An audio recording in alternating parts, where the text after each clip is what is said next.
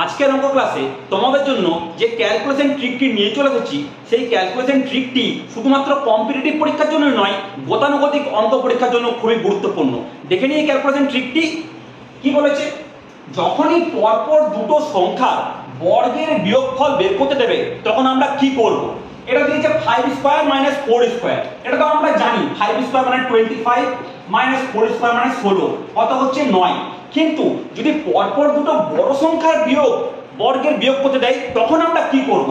যেমন 13 square minus 12 square, কিচ্ছু করার দরকার নেই, কোনো ক্যালকুলেশন লাগবে না, জাস্ট 13 কে 12 দিয়ে যোগ করে দেব 25 উত্তর।